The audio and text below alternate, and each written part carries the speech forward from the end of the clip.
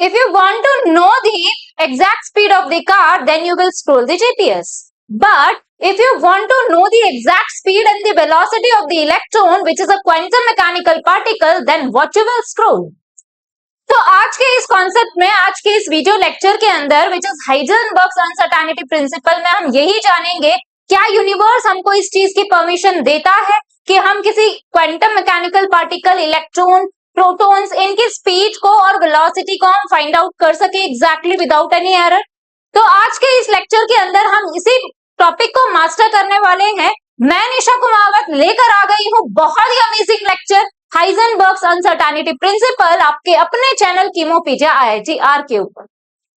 मैं गारंटी लेती हूँ जो बच्चा इस लेक्चर के एंड तक बना रहेगा वो इस टॉपिक को तो मास्टर करेगा ही करेगा, लेकिन इसके साथ साथ इस टॉपिक पर आने वाले जितने भी न्यूमेरिकल्स है उसे वो क्विकली सॉल्व कर सकता है, और उसी के साथ साथ इस टॉपिक से आने वाले जितने भी मैथमेटिकल इक्वेशंस है उसमें वो मास्टर हो चुका होगा। तो बने रहिएगा इस वीडियो के एंड तक और नोट्स प्रिपेयर कीजिएगा, बहुत काम होकर वीडियो लेक्चर को बना लीजिएगा और नोट्स को प्रॉपर तरीके से मेंटेन कीजिएगा। आइए स्टार्ट करते हैं लेक्चर को। अगर आपने चैनल को सब्सक्राइब नहीं किया है तो please do like, share and subscribe the channel. आइए स्टार्ट करते हैं लेक्चर को, which is Heisenberg's uncertainty principle. Heisenberg's uncertainty principle की अगर बात करें तो हाइजेनबर्ग अनसर्टेनिटी प्रिंसिपल में एक वर्ड है which is uncertainty. What it means? Uncertainty means the error. क्या होता है अनसर्टेनिटी? मतलब एरर। एंड एरर की अगर हम बात करें तो जो भी माइक्रोस्कोपिक पार्टिकल होगा, क्वांटम मैकेनिकल पार्टिकल होगा, उस क्वांटम मैकेनिकल पार्टिकल पर कभी भी अगर मुझे उसकी velocity and position simultaneously find out करनी है तो कभी भी हम उसे फाइंड आउट नहीं कर सकते। हम उसका हमेशा क्या कर सकते हैं? एक आइडिया लगा सकते हैं। मैंने कहा कोई इलेक्ट्रॉन मूव कर रहा है, क्यों नहीं कर सकते? मैंने कहा अगर कोई इलेक्ट्रॉन मूव कर रहा है तो वो किस स्पीड से मूव करेगा? वो स्पीड ऑफ लाइट से मूव करेगा। मतलब वो 1 सेकंड के अंदर 3 × 10⁸ मीटर ट्रैवल कर चुका होगा। तो अगर आपने 1 सेकंड में उसे देखा तो वो कितना आगे पहुंच चुका होगा? 3 × 10⁸ मीटर्स आगे पहुंच चुका होगा। तो आप इसकी कभी भी exact position, exact velocity find out नहीं कर सकते। अगर आपने एक चीज को एग्जैक्टली फाइंड आउट किया तो दूसरी चीज में एरर आ जाएगा। अगर आपने सेकंड चीज को एग्जैक्टली फाइंड आउट किया तो फर्स्ट वाली जो डाटा है उसके अंदर आपका एरर आ जाएगा। ठीक है, तो अगर हम बात करें यहीं पर तो सबसे पहले अगर मैं बात करूं एरर की तो यहां पर एरर को ही क्या कहा गया है? अनसर्टेनिटी कहा गया है। एरर को ही क्या कहा गया है बेटा? अनसर्टेनिटी।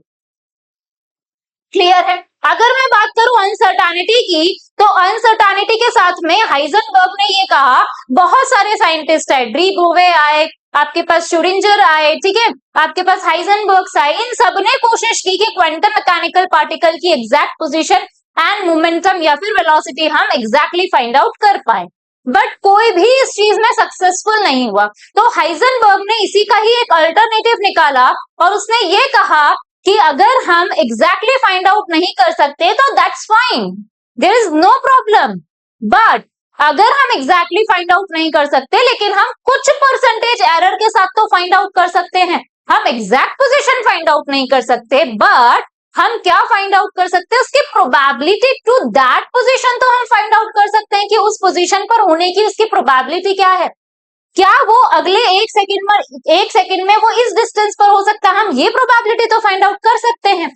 तो उसी ने अपने प्रिंसिपल को इसी तरीके से नाम दे दिया हाइजेनबर्ग्स अनसर्टेनिटी प्रिंसिपल। तो अगर हम बात करें यहां पर हाइजेनबर्ग्स अनसर्टेनिटी प्रिंसिपल की तो ये किसके लिए वैलिड था? क्वांटम मैकेनिकल पार्टिकल के लिए। वैलिड ओनली फॉर माइक्रोस्कोपिक और क्वांटम मैकेनिकल पार्टिकल।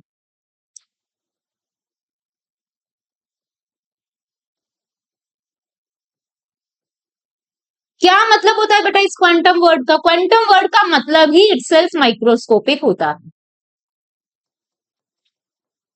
ठीक है, तो मैंने कहा किसके लिए वैलिड है ये? माइक्रोस्कोपिक पार्टिकल या फिर क्वांटम मैकेनिकल पार्टिकल के लिए ये वैलिड है। ठीक है, अब मैंने कहा कि अगर मैं बात करूं हाइजेनबर्ग की तो इसने क्या फाइंड आउट किया? इसने फाइंड आउट किया प्रोबेबिलिटी फाइंड आउट की। इसने क्या फाइंड आउट किया बेटा? प्रोबेबिलिटी फाइंड आउट की कि अगले 1 सेकेंड में वो इलेक्ट्रॉन कहाँ हो सकता है, उसने इस बारे में इसको सबको बता दिया। ठीक है, तो मैंने कहा क्या फाइंड आउट किया हाइजेनबर्ग ने? Heisenberg find out the probability of electron at any position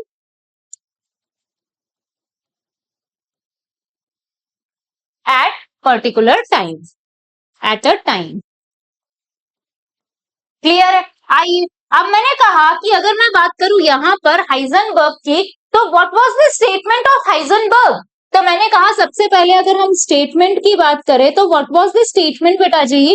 तो स्टेटमेंट में मैंने कह दिया, स्टेटमेंट क्या होगी? स्टेटमेंट में इसने ये कहा कि अगर कोई भी मूविंग माइक्रोस्कोपिक पार्टिकल है तो उसकी पोजीशन एंड उसकी मोमेंटम हम साइमल्टेनियसली 100% एक्यूरेसी के साथ फाइंड आउट नहीं कर सकते, बट उसने कहा कि अगर एक चीज को हमने एक्यूरेटली फाइंड आउट किया तो दूसरे में एरर आएगा, दूसरे को अगर हमने एक्यूरेटली फाइंड आउट किया तो फर्स्ट वाले में एरर आएगा। जैसे मान लो मैंने कह दिया अब मैं मूव कर रही हूँ, क्या आप मेरी पोजीशन बता सकते हो? हर सेकंड मेरी पोजीशन चेंज हो रही है, आपने किसी भी टाइम पर बताया वो अगले सेकंड चेंज हो जाएगी, तो पोजीशन में मेरा एरर आएगा। लेकिन मेरे मूवमेंट के टाइम पर आप मेरा मोमेंटम क्या बता सकते हो? एग्जैक्टली बता सकते हो। लेकिन अगर मैं एक पोजीशन पर खड़ी हूं तो मेरी पोजीशन आपने बता दी कि ये 10 सेकंड के लिए मैं यहीं पे खड़ी हूं, क्या इस टाइम पर मेरा मोमेंटम एग्जैक्टली फाइंड आउट हो सकता है? नहीं, momentum is defined for the moving particle. तो मैंने कह दिया कि उस टाइम पर मेरे मोमेंटम में क्या आएगा बेटा जी? एरर आएगा। क्या आएगा मेरे मोमेंटम में? एरर आएगा। तो मैंने कहा कि इसकी स्टेटमेंट क्या थी बेटा? Heisenberg according to the Heisenberg, according to the Heisenberg, the momentum and position cannot be determined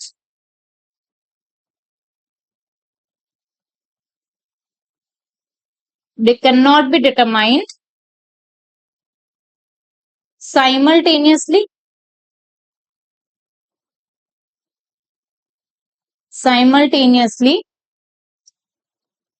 with 100% accuracy।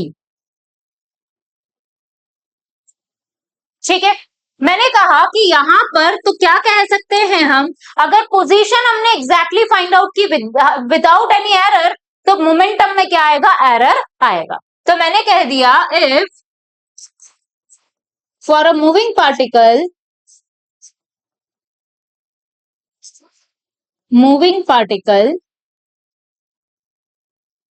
we have find out the exact position of the particle with 100% accuracy,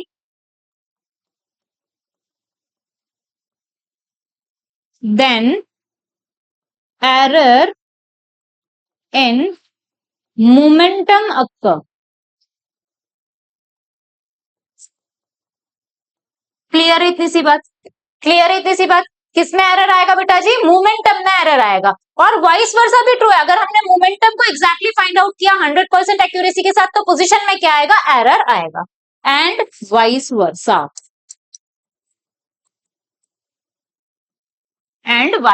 versa, clear है इतनी सी बात? चलो आगे।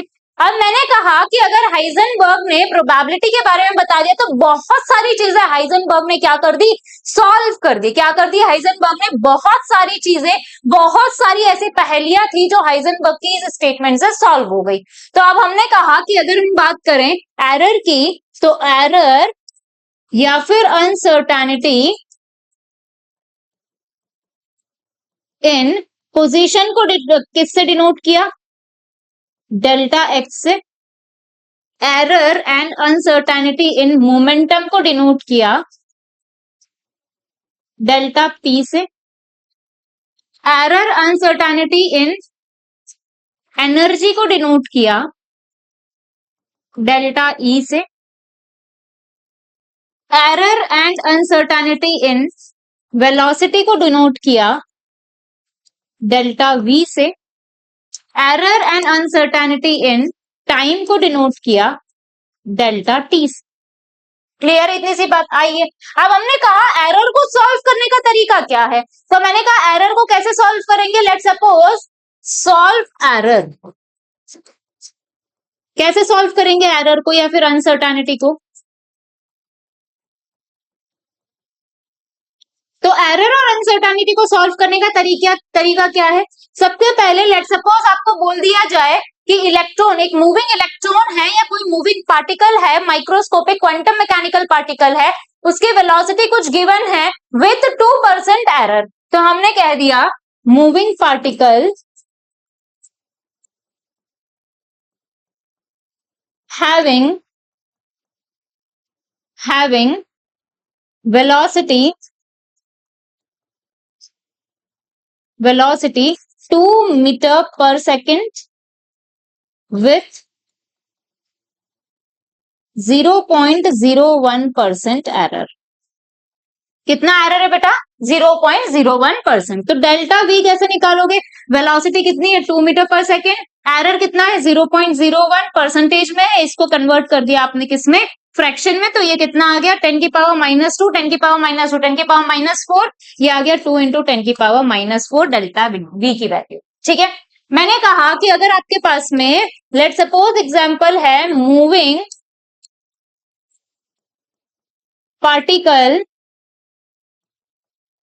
having velocity 5 into 10 raised to the power -3 meter per second with या फिर accurate up to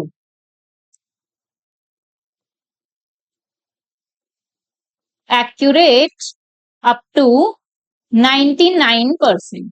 तो error कितने का आया बेटा,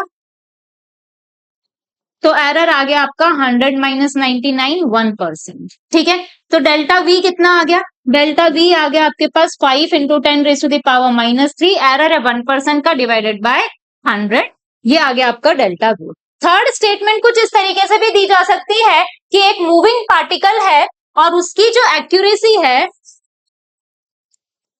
moving particle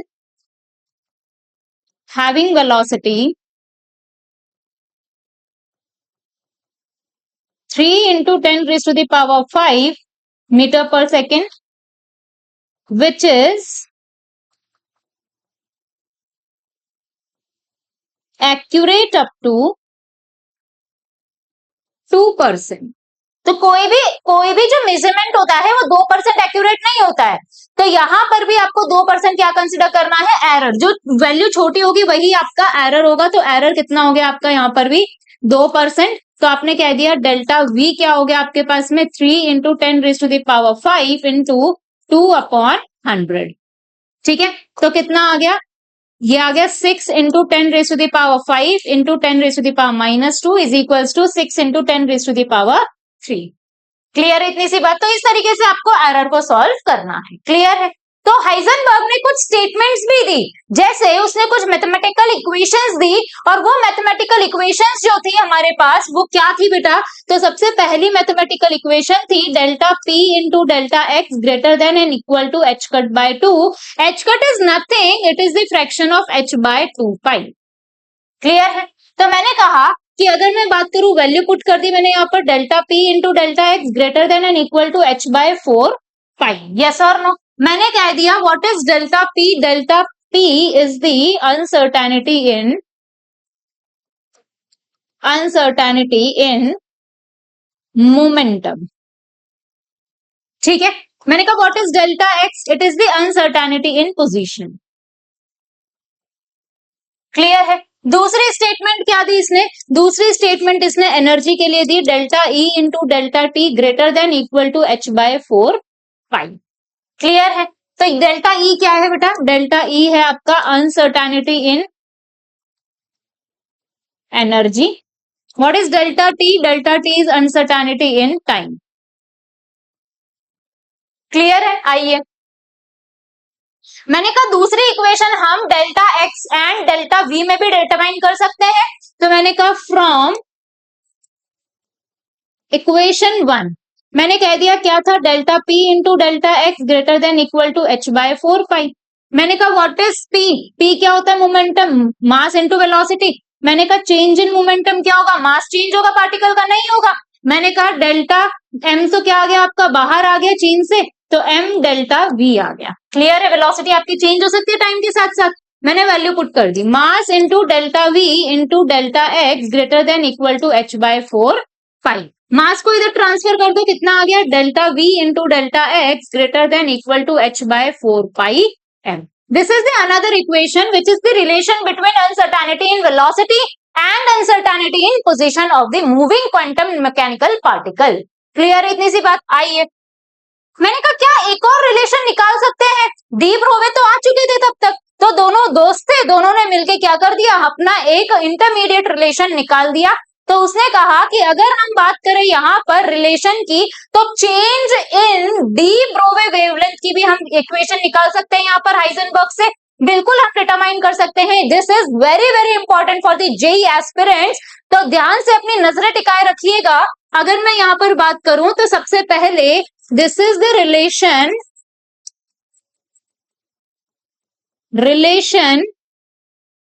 of uncertainty in de Broglie wavelength, relation between de Broglie wavelength. सी क्या होगा बेटा यहाँ पर, तो सबसे पहले मैंने कहा हमारे पास में इक्वेशन है डी ब्रोवे की, which is lambda is equals to H upon P. तो क्या लिख सकते हो, यहीं से lambda is equals to H by M भी लिख सकते हो, यस और नो, हाँ या ना। मैंने कहा ये आपके पास रिलेशन है, इसी इक्वेशन को मैंने क्या कर दिया, डिफरेंशिएट कर दिया विथ रिस्पेक्ट टू मोमेंटम। तो मैंने क्या किया, differentiating above equation, differentiating above equation by with respect to momentum। ठीक है, तो क्या आ गया हमारे पास में, इसको मैंने डिफरेंशिएट किया, delta lambda upon delta P is equals to, H तो कांस्टेंट है, डिफरेंशिएशन से बाहर आ गया, तो del upon del P in of 1 by P, yes और नो। तो मैंने कहा del by del P of 1 by P कैसे निकालोगे, पी को ऊपर ले जाओगे, कितनी हो जाएगी पावर, पी की पावर -1, तो आपने लिख लिया del of del P into P की पावर -1। डिफरेंशिएशन में पावर कहाँ आ जाती है, आगे, तो आपने कह दिया -1, और पावर में क्या हो जाता है, एक माइनस हो जाता है, तो मैंने कहा पी की पावर -1 थी और एक माइनस कर दिया, कितना आ गया, माइनस पी की पावर -2, तो कितना आया, -1 अपॉन पी स्क्वायर, यस और नो। वैल्यू पुट कर दो यहाँ पर, तो मैंने कहा h into -1 by P square, तो कितना आ गया, delta lambda upon delta P is equals to -h by P square, yes और नो। ये जो माइनस का साइन है वो सिर्फ क्या डिनोट कर रहा है, ये सिर्फ ये डिनोट कर रहा है कि अगर हम बात करें इस डेल्टा पी को, मान लो इधर मैंने ट्रांसफर कर दिया, तो क्या हो गया आपके पास, अगर मैं यहाँ पर स्मॉल चेंज है तो डेल लिख रहे हैं हम, और अगर ये लार्ज चेंज होगा किसी रिएक्शन के लिए तो हम लिख सकते हैं delta lambda is upon delta P is equals to -h upon P square. इसको इधर ट्रांसफर कर दो, delta lambda is equals to -h upon P square into delta P, yes और नो, हाँ या ना। या फिर अगर हम बात करें यहीं पर, तो सबसे पहले हम क्या कह सकते हैं यहाँ पर कि ये माइनस साइन का सिर्फ इतना सा सिग्निफिकेंस है कि ये बताता है हमें जैसे जैसे डेल्टा लैम्डा बढ़ेगा वैसे वैसे डेल्टा पी बढ़ने की बजाय क्या होता जाएगा, कम होता जाएगा। तो ये सिर्फ क्या बताता है, इसका क्या सिग्निफिकेंस है, इसका सिग्निफिकेंस है it denotes on increasing delta lambda the value of delta P decreases. ठीक है, तो इस माइनस साइन को हम क्या कर सकते हैं, यहाँ पर नेग्लेक्ट भी कर सकते हैं, delta lambda is equals to h upon P square, into delta P भी हम लिख सकते हैं, क्योंकि माइनस साइन का सिग्निफिकेंस इतना सा ही है यहाँ पे। क्लियर इतनी सी बात। आइए अब मैंने कहा कि अगर मैं बात करूं delta P into delta x is equals to, या फिर हम बोल सकते हैं ग्रेटर देन और equal to h by 4 pi, yes और नो। यहीं से मैं डेल्टा पी की वैल्यू लिख सकती हूँ। डेल्टा पी किसके इक्वल आ गया? Delta lambda into p square upon H के, यस और नो। वैल्यू पुट कर दो ये वाली इसके अंदर, तो मैंने वैल्यू पुट की, कितना आया? Delta lambda into p square upon h into delta x greater than equal to H upon 4 pi, yes और नो। तो मैंने कहा कि क्या आ गया यहाँ से? Delta lambda into delta x greater than equal to h, इधर चला गया h square upon 4 pi p square, yes और नो। मैंने कह दिया व्हाट इज पी? पी होता है हमारे पास में, मुझे पता है डी ब्रोवे वेवलेंथ होती है एच अपॉन पी, तो मैंने कह दिया पी किसके इक्वल हो गया आपके पास? पी हो गया हमारे पास में एच अपॉन लैम्डा के इक्वल। तो अगर मैं बात करूं पी स्क्वायर की, तो पी स्क्वायर किसके इक्वल हो जाएगा? एच स्क्वायर अपॉन लैम्डा का स्क्वायर, यस और नो। वैल्यू पुट कर दो यहाँ पर, तो मैंने कहा delta lambda into delta x greater than equal to h square upon 4 pi, p square की वैल्यू पुट कर दी है एच स्क्वायर अपॉन लैम्डा का स्क्वायर। ये पलट के ऊपर चला जाएगा, तो मैंने कहा क्या बन गया? Delta lambda is equals to delta x greater than equal to h square upon 4 pi into lambda square upon h square. H square से एच स्क्वायर क्या हो गया? Cancel out. किसके बराबर आ गया? Delta lambda into delta x greater than equal to lambda square upon 4 pi. Clear इतनी सी बात? ये इस रिलेशन से जेई के अंदर क्वेश्चन आ चुका है, तो प्लीज ये डेरिवेशन ध्यान रखिएगा जेई एस्पिरेंट्स, तो स्पेशली जेई एस्पिरेंट्स ध्यान रखिएगा। नीट वाले भी इसे छोड़ेंगे नहीं, पढ़ेंगे, बट जेई के लिए बहुत ज्यादा इंपॉर्टेंट है, क्रूशियल टॉपिक है। क्लियर है इतनी सी बात? चले आगे। तो ये थे सारे मैथमेटिकल रिलेशंस जिसमें आपने क्या क्या देखा? Delta P into delta x greater than equal to H by 4 pi. Second आपने देखा delta E into delta T greater than equal to H upon 4 pi. Third आपने देखा delta v into delta x is equals to, या फिर आप कह सकते हो ग्रेटर देन और equal to the h upon 4 pi m। और फोर्थ रिलेशन आपने देखा delta x into delta lambda greater than और equal to lambda square upon 4 pi. Clear इतनी सी बात? चले आगे। अब ये था मैथमेटिकल रिलेशंस, ठीक है। ध्यान रहे एकदम ऐसे टिप्स पे याद होने चाहिए आपको चारों रिलेशंस, ठीक है। आइए कुछ क्वेश्चंस डिस्कस करते हैं, वेरी इंपॉर्टेंट। फर्स्ट क्वेश्चन है if uncertainty in position is this picometer, तो मैंने कहा अनसर्टेनिटी पोजीशन डेल्टा एक्स दे रखा है 0.33 पिकोमीटर। आपको बोला है इलेक्ट्रॉन के लिए है ये, then calculate the uncertainty in velocity of the electron. Delta v आपको कैलकुलेट करना है। रिलेशन क्या था? Delta we into delta x greater than equal to H upon 4 pi m. मुझे पता है मास ऑफ इलेक्ट्रॉन, तो मैंने लिख दिया डेल्टा वी मुझे लिखना है, डेल्टा एक्स आ गया आपके पास में, या फिर लिख सकते हो ग्रेटर देन और equal to H upon 4 pi m into delta x. तो आगे आपके पास में ग्रेटर देन और equal to h 6.626 into 10 raise to the power minus 34 joule into second upon 4 into pi 3.14 into delta x है आपके पास में कितना पिकोमीटर है बेटा? 0.33 पिकोमीटर, ठीक है। आपको मीटर्स में कन्वर्ट करना पड़ेगा, तो मीटर्स में कन्वर्ट करोगे तो 10 की पावर माइनस 12 मीटर। क्लियर है इतनी सी बात? क्लियर है?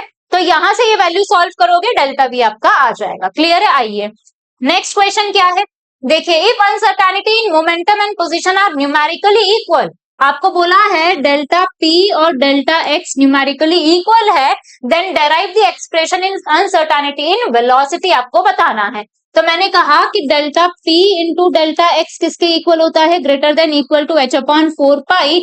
आपने कहा ये दोनों बातें क्या है आपकी? इक्वल है, तो क्या डेल्टा एक्स की जगह मैं डेल्टा पी लिख सकती हूँ? बिल्कुल लिख सकती हूँ। तो मैंने कहा delta P into delta p greater than equal to H upon 4 pi, yes और नो।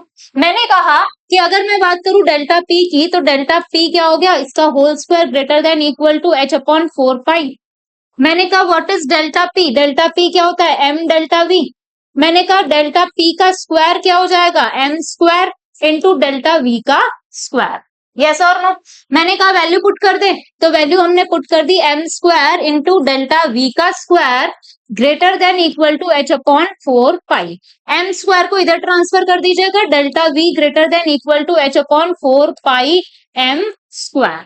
यस और नो? ये v डेल्टा v का स्क्वायर है। स्क्वायर यहां से हटाओगे तो यहाँ क्या जाएगा, अंडर रूट जाएगा, तो आपने अंडर रूट लगा लिया, delta v greater than equal to h upon 4 pi m square. इस पूरे का क्या लगा दिया आपने, अंडर रूट।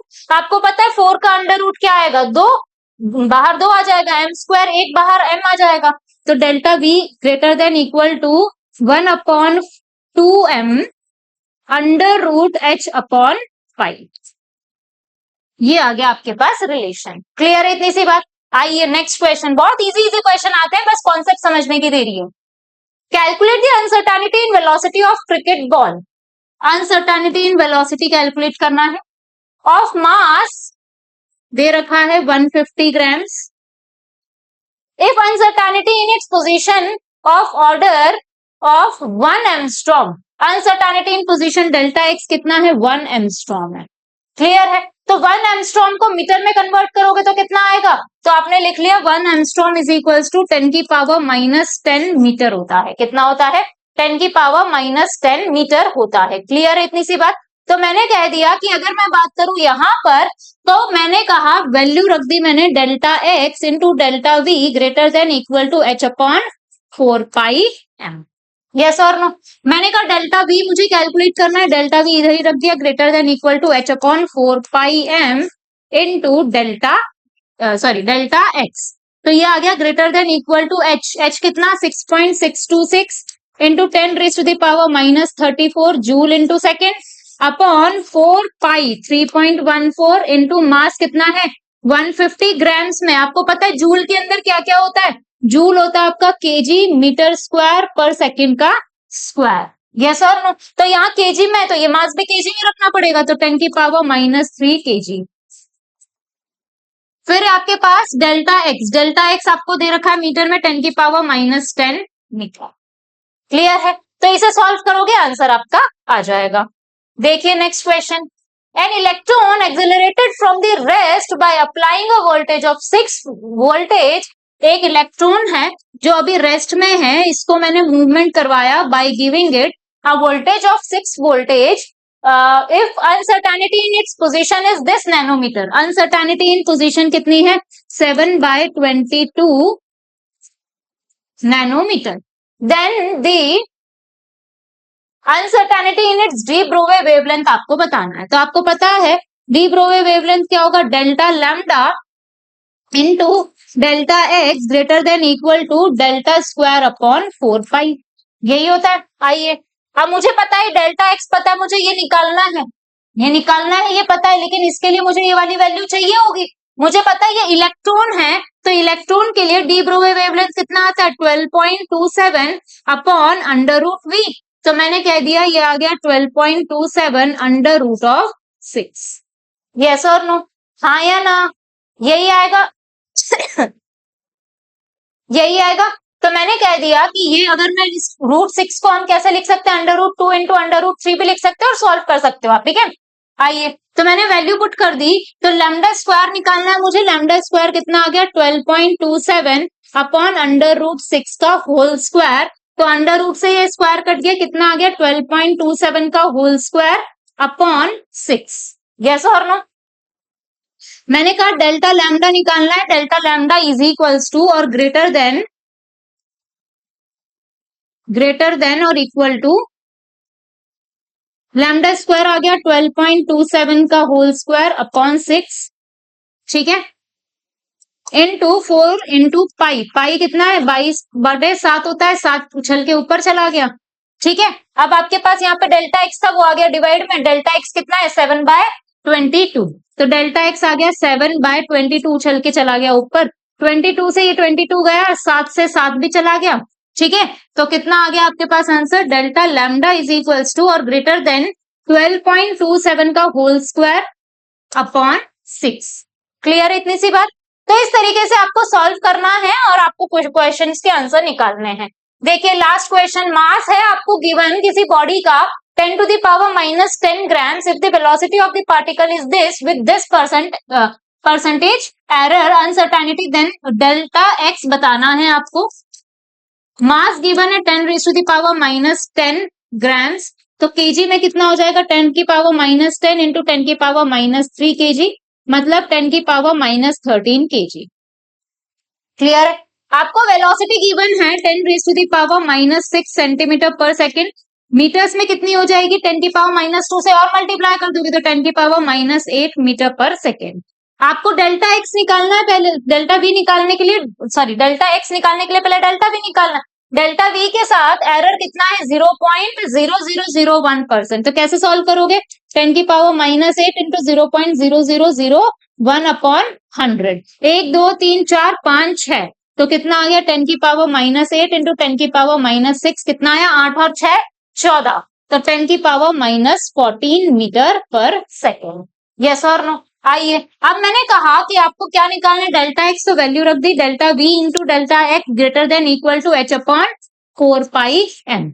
तो आपने कहा delta x is equal to और ग्रेटर देन आ गया एच कितना 6.626 इंटू 10 की power minus 34 joule into second upon 4 into pi 3.14 into mass कितना दे रखा है आपको, मास दे रखा है 10 की power minus 13 KG into delta we कितना आ गया आपके पास में 10 की पावर माइनस 14 मीटर पर सेकेंड। क्लियर है? माइनस 13 माइनस 14 कितना हो गया, ये 14 14 28 27 हो गया ये, ठीक है। तो 27 और ये गया 34, कितना बचा 4 5 6 7, 10 की पावर माइनस 7, तो ये आ गया greater than equal to 6.626 into 10 raise to the power minus 7 upon 4 into 3.14।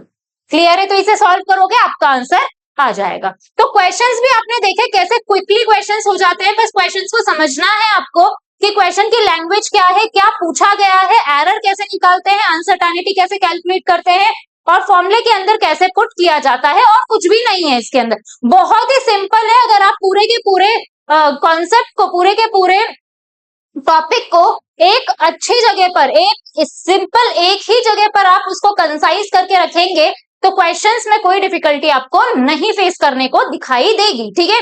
तो अगर आपको लेक्चर हेल्पफुल लगा हो तो please hit a like button, comment down in the comment section and subscribe the channel and don't forget to press the bell icon. Thank you for watching.